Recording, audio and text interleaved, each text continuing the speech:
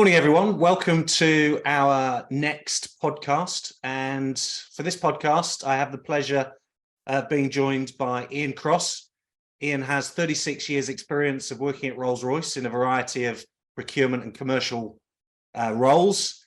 And so I'm really excited to understand from the buyer's perspective how sellers and buyers can engage more effectively. Welcome, Ian. Good morning, Steve. Good to see you. Thank you very much. I understand you're currently in the Lake District, enjoying yourself a little. I am, yep. It's fabulous up here. Yeah, very good. Fabulous up there. It is fabulous. Marvelous. Well, my first question for you is, from the buying side, what are the top three things you're looking to achieve on behalf of your organisation? Of course, it depends a little bit on the organisation that is procuring the product or service, but generalising and trying to kind of cover as many bases as possible. The first one for me would be competitive advantage. And what do I mean by that? Well, it's clearly going to be price. Price is always going to be important to any buying company, but it's not just price. There's other items as well. So quality, fit for purpose. Does the item do what it's supposed to do? Eliminated or low levels of non-conformance are really important as well. The supplier's ability and agility as well to resolve issues as and when and if they crop up. If it's a new product or a new service, the time to market, any technological advantage that product would bring to my company, and improvements and developments during the course of the contract of that product or service. That would be the first item. The second one would be, for me, operational performance. So delivering what I need, when I need it, in a reliable way, having the right capacity to meet my needs, whether that be now or in the future, with the ability to flex up or down. And that's clearly a big issue right now in the world in terms of the right capacity for a lot of suppliers. And not just delivering the initial contract and then leaving me as the procurement organisation kind of in a stationary mode, but delivering in contract improvement. And the big thing that comes to mind there is cost reduction. But of course, it could be the other themes that I've already mentioned. The third one for me would be management alignment. And so what do I mean by management alignment? I mean continuous improvement and drive within that business. I'm thinking about business continuity. So they're able to supply what I want when I need it with minimal risks and issues, but also the correct management of those issues and risks that are there.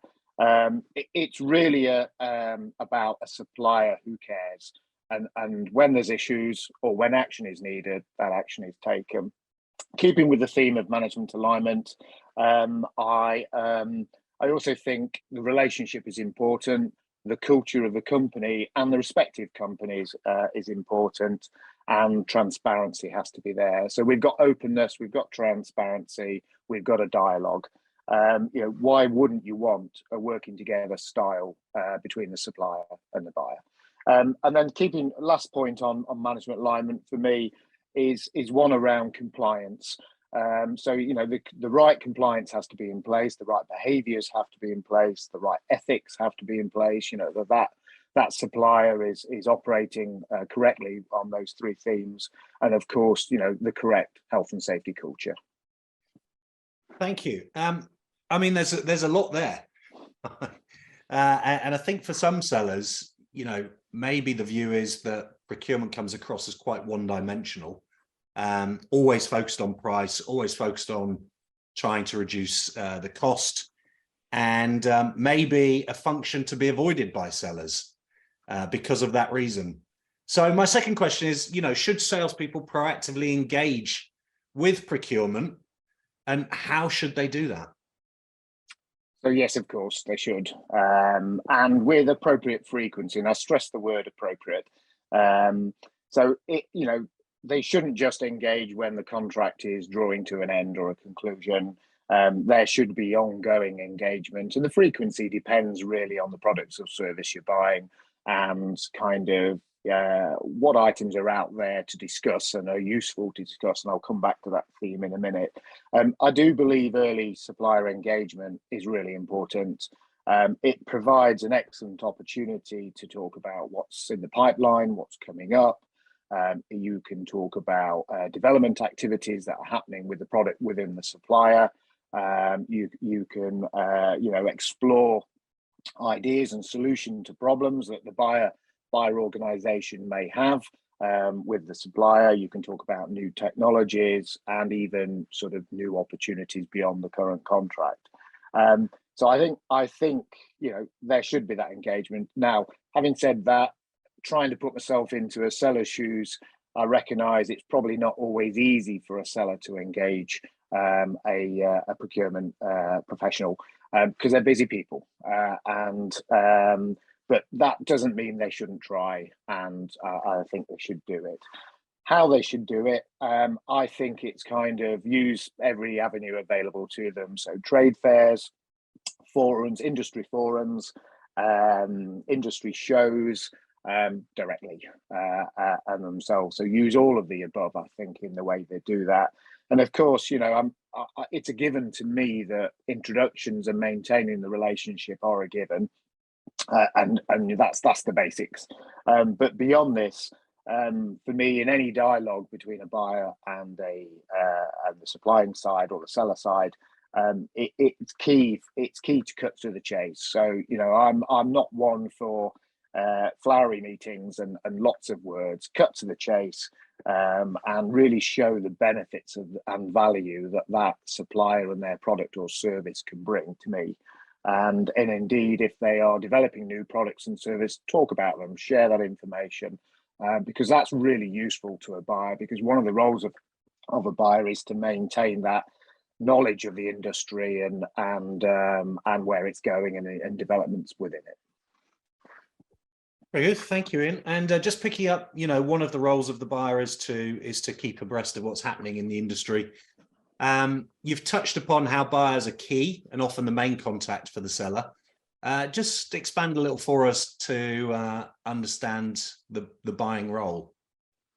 Sure. Well, of course, there's the top themes. I mean, I've obviously went into a little bit of detail on those that I think are always going to be there for me: competitive advantage, operational performance, and management alignment. And I won't go into those again because we've covered those. I think moving on from those, there's the strategy side of understanding their own company needs now and in the future. Identification of new technologies and new suppliers that are coming to the market, knowing supply chain options, and all the way through to implementation to meet the company needs. There's clearly strategic as well as operational aspects to a buying role. So what do I mean by that? So on the strategic side, I would say it's sourcing, it's negotiation, it's putting in place new contracts. Where that negotiation is complex, it could be leading a multidiscipline negotiation team, but all the way through to supply selection. But then on the operational side, it's placement of purchase orders. It could be dealing with the logistics side, dealing with payment, and dealing with any aspect of that contract management once that contract's in place. In addition to that, they would own the relationship with the supplier. So that would be the day-to-day engagement relationship, but also with certain levels of seniority within the supplier side. And that would potentially involve holding strategic and operational reviews. There would be the stakeholder management element of it. So again, that would be quite significant within their own company, because they would be the outward face of that buying organization.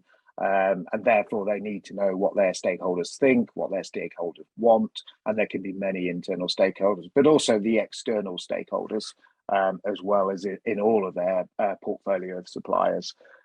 If there are disputes, contract disputes, they would be responsible for resolving those and any associated claims. And then there would be the compliance side again. So ensuring compliance to regulations, export import controls, health, safety, environmental aspects, and ensuring both sides are compliant with ethical sourcing. Very good, thank you. Cards on the table. What do buyers really think about sellers? Oh, that's a good question. So my view would be they offer solutions. So, you know, often the make-do aspect of a company, or the do-buy ratio of a company, is heavily geared towards buy. So therefore, the buying company, you know, has to look to its supply chain to supply product, service, solve issues, whatever it may be. And so for me, it's really important that the supply chain is able to offer solutions and themes to what a buyer is after. So you know, what do I think of sellers? Really important group of people. Simple as that. Very good, thank you. I thought there might be something insulting in there, but it was tempting, but I stayed away. What would you like to see sellers do better? The value or the benefit that they can bring in a very simplistic, easy to understand, minimal time consuming way. I think that's the first thing. Cut to the chase and really have a handle on what benefit they bring. I think the second thing for me would be really proactively lead improvement activities. So don't wait for the buying side to request those sort of things. You know, really go for it and do those in contract improvements, do those cost improvements, and find a way between you and the buyer to share the benefits of those, because that really moves the relationship on in terms of between the buyer and the seller. And then the last thing for me would be truly manage their own business. So one of the things I've experienced in my time is a selling organization doesn't necessarily always manage its own internal activities well, from a business continuity, from a risk, and from an issues perspective. It's not always the case, but I've seen it. But equally, their own supply chain, which is, you know, supplying them such that they can supply me, on the assumption there is one, and there normally is. You know, ensuring that their downstream suppliers are equally managing their own business continuity risks and issues. So they would be my top three items. Thank you. Thank you. Very insightful. Well, what current challenges do you see for both buyers and sellers in the current market? So cost has to be number one. There's huge pressures coming on cost at the moment, and it's coming from so many themes. You know, global competitiveness, competitive advantage. I've talked about the need to hold inventory because of supply chain issues. That clearly adds a cost to a business. Material costs are going up, energy costs are going up, you know, labor, freight, fuel, inflationary pressures, exchange rates. You know, I mean, the whole list is endless. You know, environmental requirements, legislation, taxes. You know, we've just gone through a budget. I mean, that changes it a little bit, but there's so many things, I think, under the theme of cost that are pressure. So that for me would be a major challenge, and it's actually a challenge for both the buyer and the seller. You know, because of those things. The second one would be supply chain capacity for me. It's again, we see it in the news, it's out there at the moment, but it's very obvious. And what is driving that? Well, the labor market, or you know, the lack of availability of people, but that can even go into recruitment as well as retention. So there's a big theme around labor. Materials, you know, there are shortages of materials, and that will then drive a shortage in supply chain capacity. Maybe coming off, although it's a while ago now, maybe coming off the back of Brexit, some suppliers have diversified for good reason, such that they maintain a viable business. But because they've diversified, they've maybe they've lost capacity that is directly relevant to, say, my buying organisation, and therefore then that puts a pressure on capacity. And then freight, freight is an issue, remains an issue. It's been there for a while now, but again, that's a problem. The third thing for me I would pick up on is remote working. It's the norm now, in my view anyway, and probably in a hybrid fashion for a lot of people. And I think there's good and bad within that.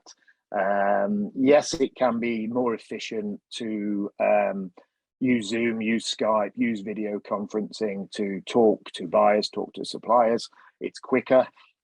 It's an hour of your day, but it does require structure. It does require time management, and it can mean other sort of benefits that you would obtain through face-to-face engagement, such as the ability to visit a factory, the ability to walk the office, the ability to meet other people, the ability to have ad hoc conversations. Those sort of things are lost. And so for me, there's a balance needed between the hybrid remote working and kind of going back to what we used to do in terms of face-to-face engagement. So that balance is important. Yeah, I fully agree. I think we lose something if we just engage through this medium. I think it feels a little bit more transactional at times. Yeah. And actually there is power in building a relationship that is a bit stronger than a transactional relationship. Yeah, absolutely. So if we focus specifically on larger opportunities where an RFP or a tender is going out to the vendor, what does great look like when sellers are responding to those things? I think a comprehensive response has to be the first item. Where the RFP asks specific questions, please answer them. Is the first item, and I think answer them in a succinct, easy to understand way. And I would discourage flowery or marketing style responses. That's not what the buyer's looking for. The buyer will see through them, but it equally makes the buyer's job a little bit harder to cut through that. And when that's taken into context that maybe for RFP activities, there will be several RFP responses.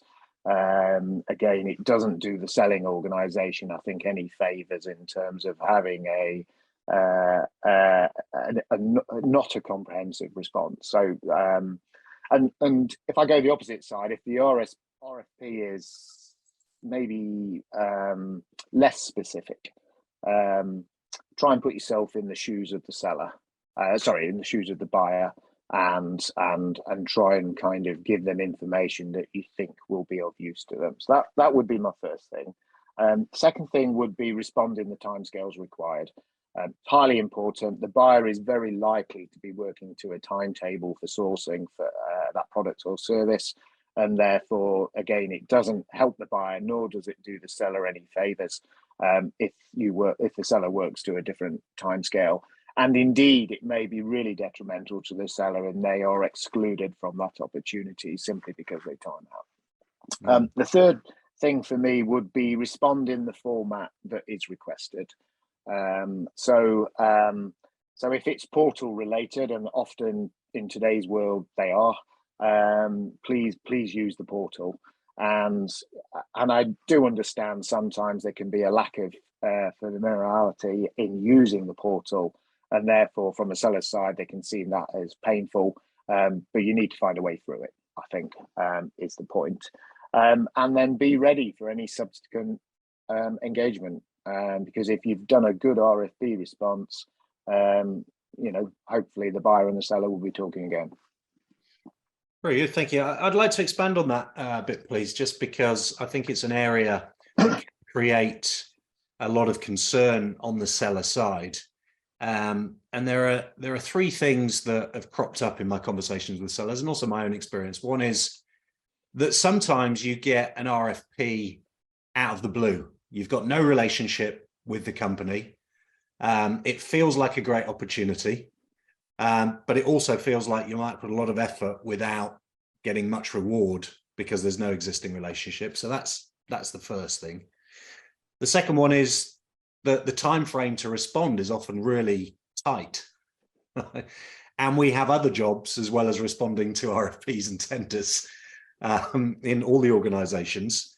And yet there seems to be very little wiggle room in that time frame. And maybe the third one is that sometimes it's really hard to talk to anyone inside the buying organization, as if there's a fear that we're gonna somehow find out some secrets or add some value to our proposition that you don't want.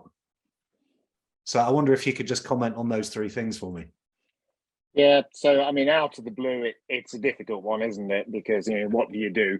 You know, do you ignore it because you're busy doing other things, or do you go for it? And I mean, maybe picking up the telephone and trying to speak to that organization just to understand a little bit more about it, and maybe the chances of success would help. But I think as a selling organization, sometimes you just have to go with it, you know, and pursue the opportunity. The time frame being tight, I fully understand that.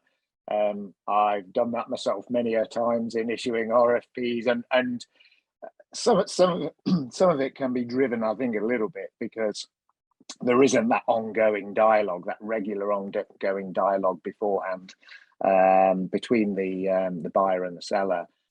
It literally is. There's only ever contact, you know, at the time of a new opportunity, and so that is one way to try and reduce that time frame. Sometimes it's real. Sometimes the buyer has to react to an issue that's arisen, and just, you know, there are time scales involved. Again, picking up the telephone and talking to the buying organization or messaging them in some way might shed a little bit more light on that, and that's always useful, particularly if it's in the scenario where, you know, it's a rising emergency issue or something like that, and then at least you, as the selling organization, will understand that. It's difficult to talk to the procurement organization in certain suppliers. That's a tricky one, isn't it? I mean, I can imagine that does happen in I have seen it actually in sort of government type organizations where they do almost trade and issue RFQs arm's length style, and don't and follow a very strict process, and it's not there. So in that scenario, it's very, very difficult to overcome that, and I think you just have to roll with it. Again, in other organisations, it's a degree of perseverance, I think, and so I mean, from what I've just said there is a common theme, and it's communication, isn't it? It's picking up the telephone, it's going to see somebody, it's that dialogue that might explain some of the background of why a seller feels like they do in terms of its time scales, or it's just appeared out the blue or whatever. And that may help just understanding, and therefore encouragement for the seller to pursue that RFP. Very good. Thank you. Thank you. Some useful advice there for the sellers. And maybe my final question, Ian, if I may, what hints or tips would you have for sellers to get better outcomes when dealing with professional buyers? So I think firstly is an understanding of the buying role. So recognize that buyers nowadays are very important to their company, and that means if you haven't historically engaged with the procurement organization, as I know some companies haven't, then you're most likely going to be going forward. So recognize that role and recognize what they do and how busy they are, and the themes I've mentioned that are key to a buyer's role first and foremost. Talk about what value you can bring and what benefit that is to the buying organization, and be quite specific on that. So that means you need to know your product or service that you're selling. I mean, really know it and describe it. And if you can go one step further and compare that to your competitors, that's even better. That is, and I don't just mean throwaway comments. I really mean, do you know your market? And again, sellers should know it, because they should go to industry fairs and industry forums and gatherings, etc., etc. So they should have a reasonable understanding of that, and that's how you can show that value. And then engage with them, thirdly, before any sourcing activity. Keep that dialogue going. It can't hinder, and most likely it's going to help in some form, fashion or other. So they would be my three things. Very good. Ian, thank you very much. Thank you for spending some time with us on our podcast here today. It's been a really interesting chat, understanding the buyer's side. We often talk from the seller's perspective, but actually, you know, all organizations are either buying or selling, and very often doing both. Great stuff. Thank you, Steve. Thank you, Ian. You Cheers. take care. Bye-bye. Bye-bye.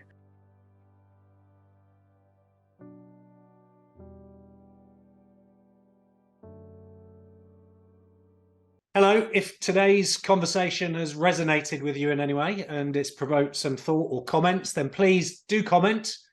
We'd love you to subscribe as well to our YouTube channel so that you can get updates when we have more of these conversations with other sales leaders. And of course, if you would like to contact me directly, you can do at steve.bussey@salestrong.co.uk. Thank you. Look forward to hearing from you. Bye-bye.